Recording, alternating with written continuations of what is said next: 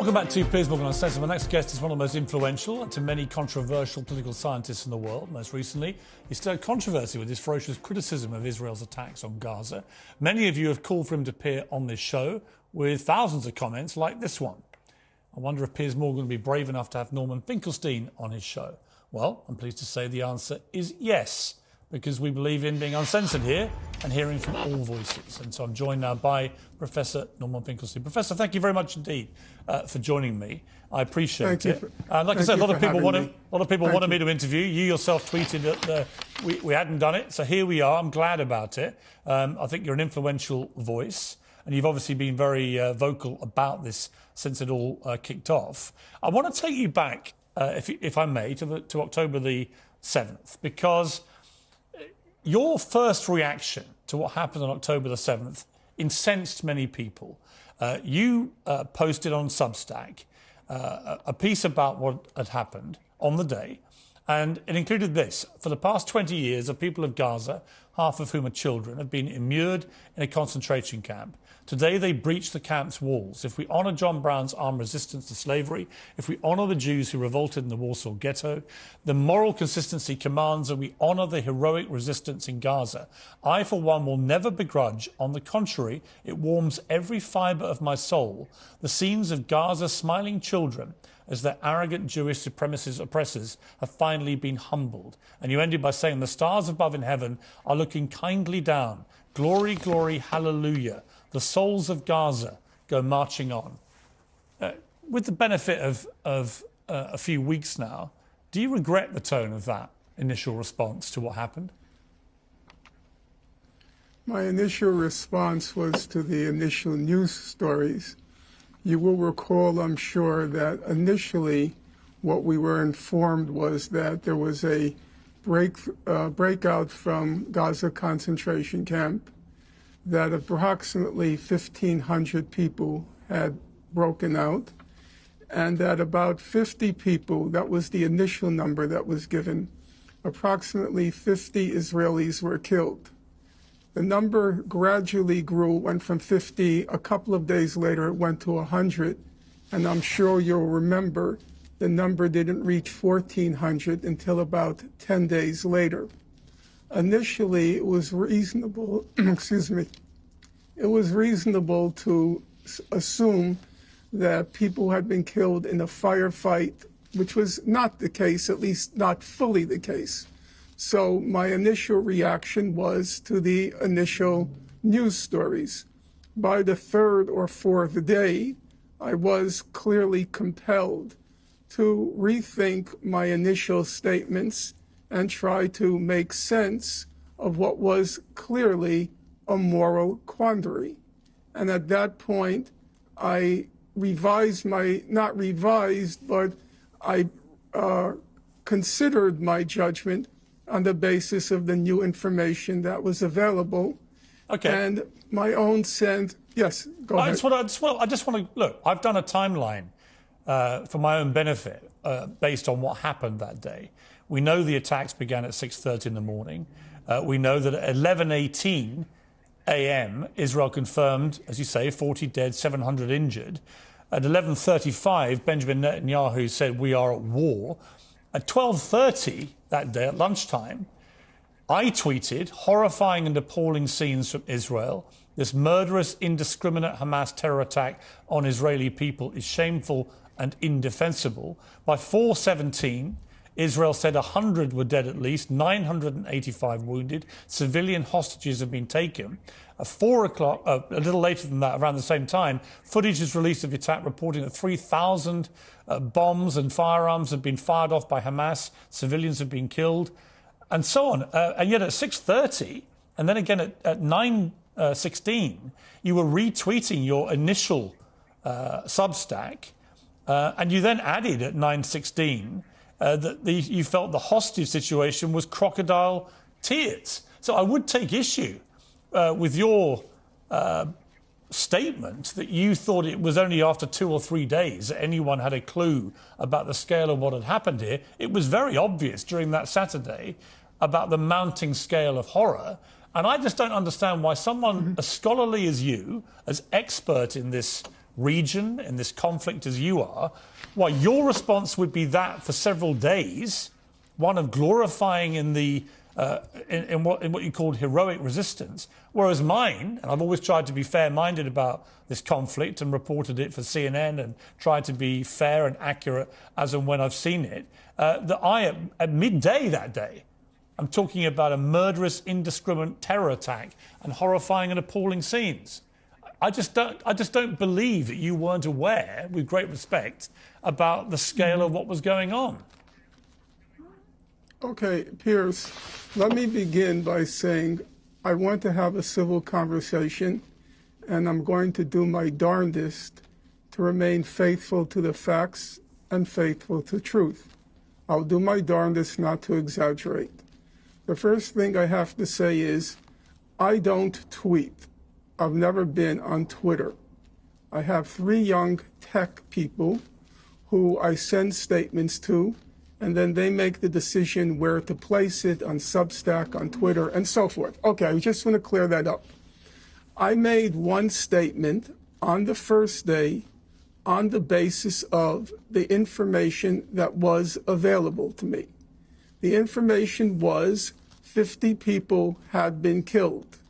Now, my memory is, but I won't claim my memory is infallible, the numbers didn't start to grow until the next day. That's not true. As the numbers, okay. It's just not true. Piers. Well, Professor, with respect. Okay, I'm not going to. It's not true. Piers. Yeah, but you have to listen to what I say. But you want me to believe you when you say you weren't aware of the scale of this for several days. I find that just, I'm incredulous. You want me to believe that? Okay, Piers, I'm not going to force you to believe it, and I'm not going to even try to impose my will. I'm simply saying, as a factual matter, speaking for myself, I was not aware that the numbers had been beyond 50 when I made that statement. I will further state that to my knowledge, I could be mistaken, that I did not make another statement until the numbers started to grow, and I admit, I have said to you, it was a moral quandary for me. And I said in many interviews that it was for me a very burdened moment because I wasn't entirely confident in my moral judgment.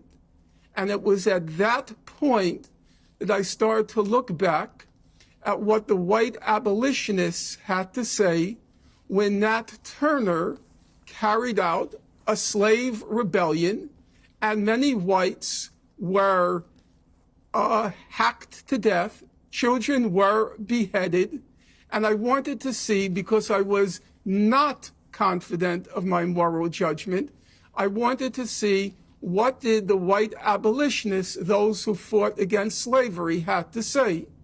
And I looked at what William Lloyd Garrison, probably the most famous of the white abolitionists, and he said, horrible things happened during Nat Turner's rebellion, but if you read his statement, he wouldn't condemn Nat Turner or Nat Turner's. All right, well, let me ask you. Confederates. Okay, so let me ask you. Let me ask you. Okay, listen, I've heard you say this before, that analogy. That's fine.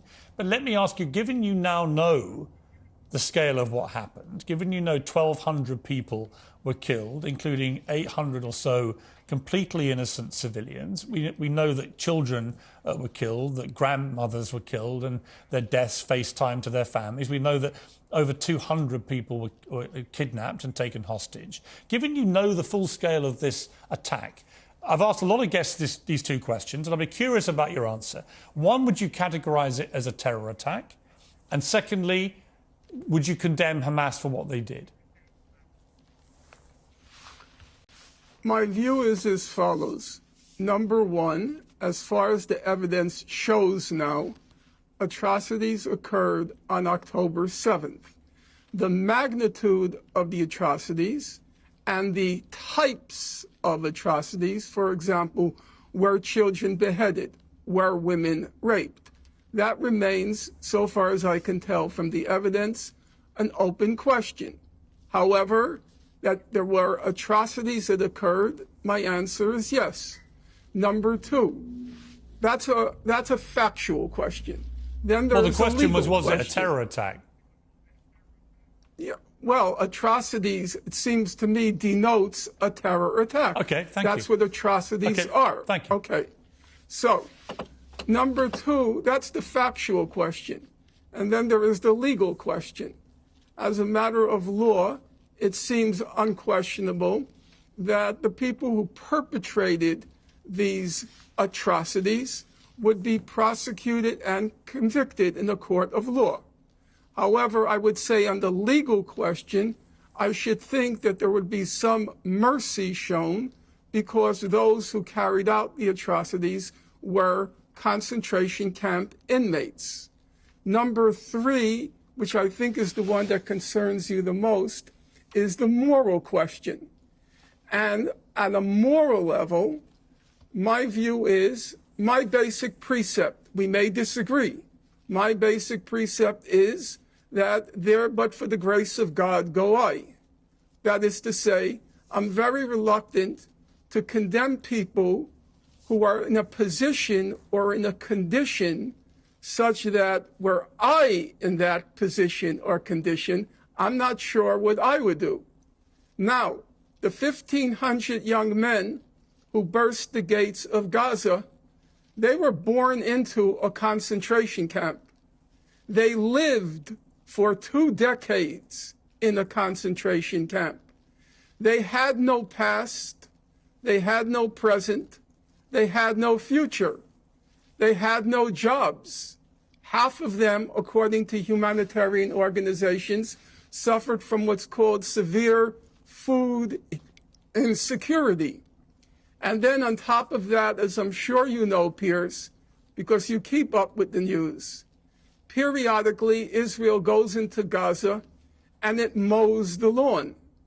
And you know what mows the lawn means. It means a high-tech massacre in Gaza. In 2008-9, Operation Cast Lead, 2012, Operation Pillar of Defense, 2014, Operation Protective Edge. And in each of these high-tech massacres visited the people of Gaza, in some cases hundreds, in some cases thousands of Palestinians are killed. Okay, and let me ask you... In fact, just in Well, let me ask you on that point. In light of... And on that point, I've got one question about that. In that period, yes. In that period, and by the way, I've been condemnatory of some of the things you've just talked about publicly. I've tweeted my condemnation of some of these things, and I've tried to shine a light on the plight of the Palestinians for many, many years. And I feel that the oppression of the Palestinian people for many decades has been absolutely outrageous. So on that, we can completely agree. But when it comes to what you're saying here, it seems to me what you're trying to paint is a picture of some kind of moral justification for what Hamas did. And that's where you lose me, because I don't see why there could be anyone who can see the scale of what Hamas did on October the 7th and not simply condemn it out of hand. You may also want to condemn some of the response by Israel. That's completely normal. I would say that there are serious question marks about the proportionality of what they've been doing. But if you can't start from a basic humanity position of saying what happened on October the 7th was a disgusting terror attack worthy of condemnation, then for me, I find it very hard to then respect anyone's demand for people to condemn Israel and their response. Pирс, I'm trying to be candid with you. Number one, I appreciate your humanity. I do. I don't know you from Adam. I'm not a TV or a television or a social media kind of person. I'm a book person. I'm old-fashioned. However, I do recall that when that famous moment when Sьюзен Boйл appeared on Britain's Got Talent, and I remember the camera turning to you, focusing on you. I could see it in my mind's eye. I saw your eyes narrow, and suddenly the humanity in you came up. Here is this obscure woman whose talent had gone unrecognized. And if I can speak to that same program, for me, the most poignant moment, the one I carry with me since that moment, was when Simon Cowell asked Sьюзен Бойл, well, why haven't you been discovered yet? And she replied, because I haven't been given a chance. And that's how I feel about the people of Gaza.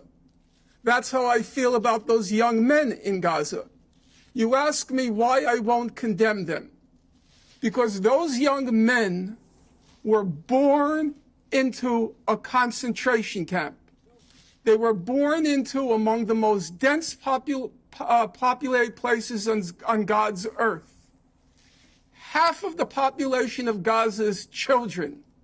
70% are refugees who were expelled from Israel in 1948 and their descendants. 70% of Gaza's youth have no jobs, no future, no nothing. They are Sьюзен Бойл times 10,000, never given a chance. And as things looked the night before October 7th, when the question of Gaza was disappearing from the public stage, I will admit to you, Piers, I myself had given up on Gaza.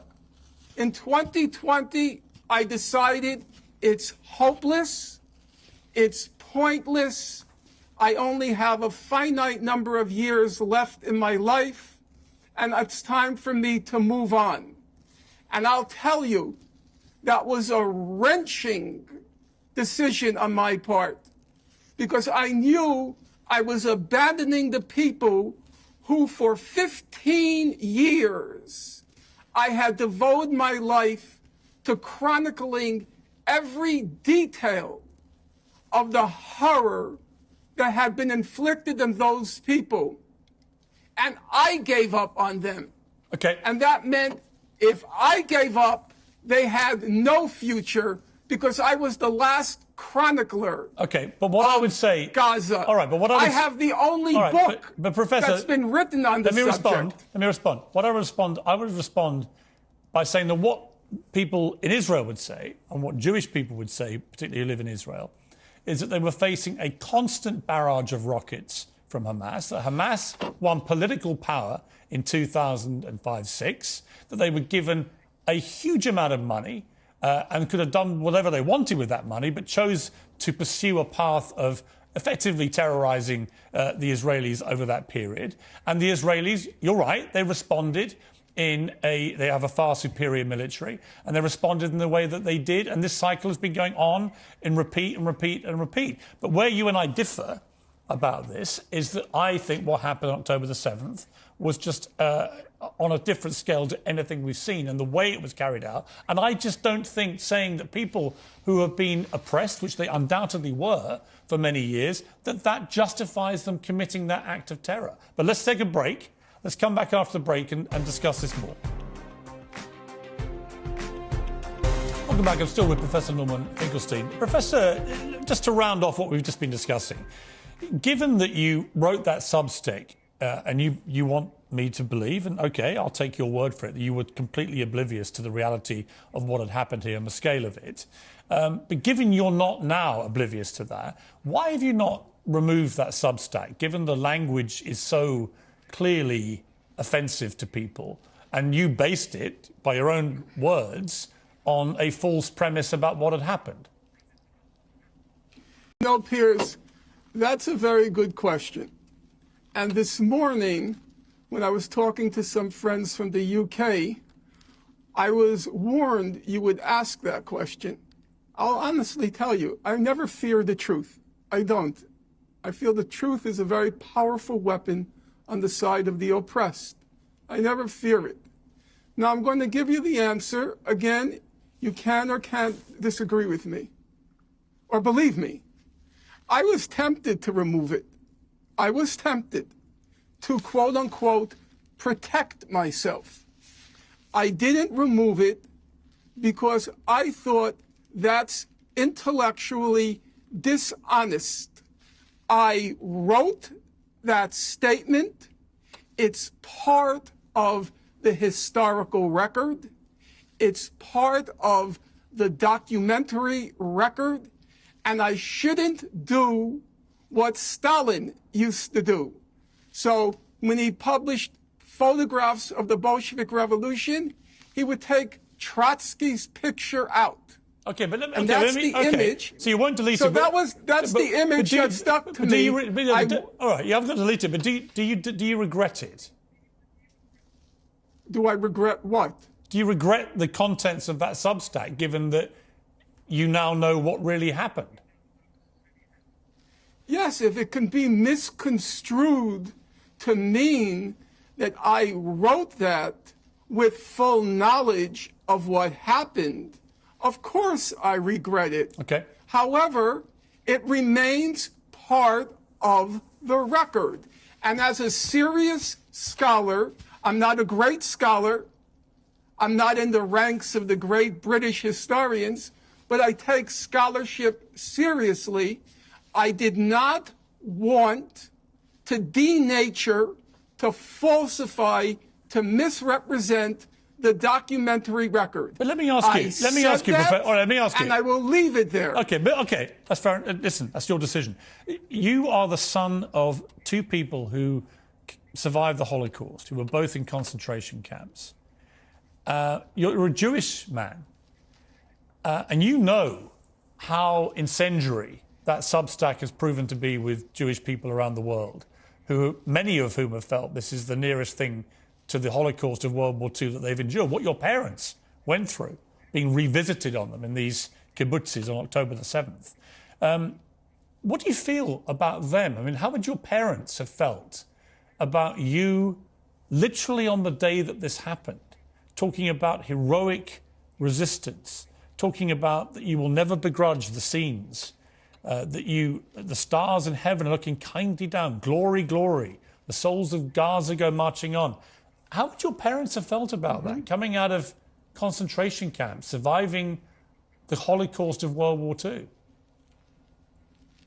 Well, first of all, anything I write, I have my parents looking at the screen behind me over my shoulders, in a metaphorical sense.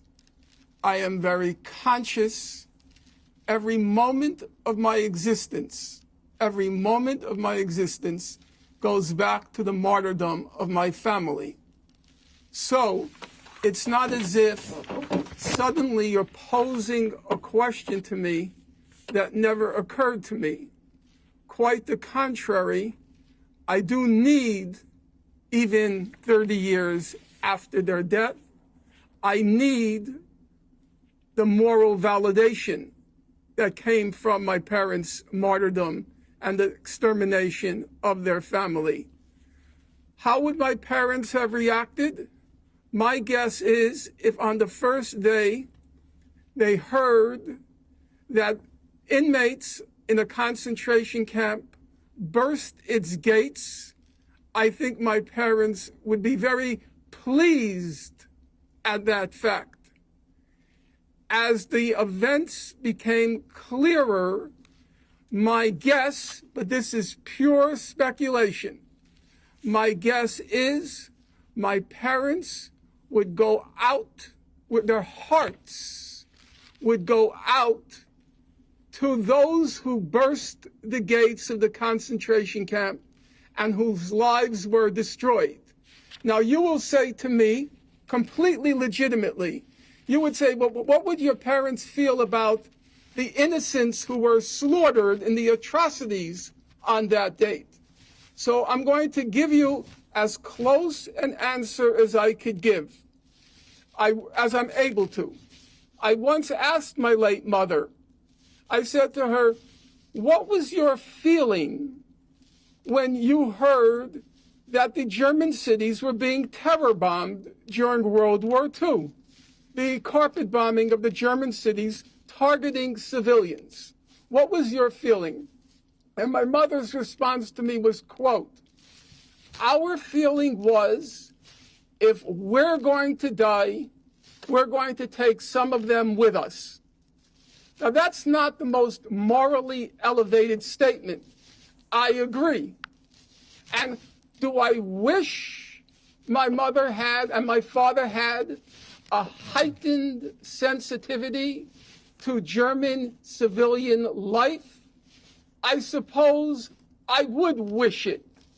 But I will tell you, Piers, to the last day of my parents' life, it was unthinkable that they would have a kind word to say about Germans. And it was unthinkable that I would ever quarrel with them on that point. Okay. I accepted that given their life experience, they had the right to hate the people who destroyed their lives. Okay. And the people Professor of Finkelstein. Gaza have the right to hate the people who destroyed their lives. Professor Finkelstein, thank you for that answer. And I don't mean to cut you off. We've got another guest waiting to respond to what we've been discussing. I'd like to get you back on. I feel like we've had a good conversation. I don't agree with you about some of it, obviously. That's been clear. But I respect the tone that you've adopted for the interview, and I would like to explore more of this with you another time. I want to just say one last word. Everybody warned me you wouldn't let me speak, that you would speak over me, you would stop me. I want everybody to know you are eminently fair, you are decent, and you are that same human being whose eyes narrowed as Sьюзен Бойл began to perform. Okay. You have that humanity, and I deeply respect it. Thank you. Professor, I appreciate you coming on. Thank you very much.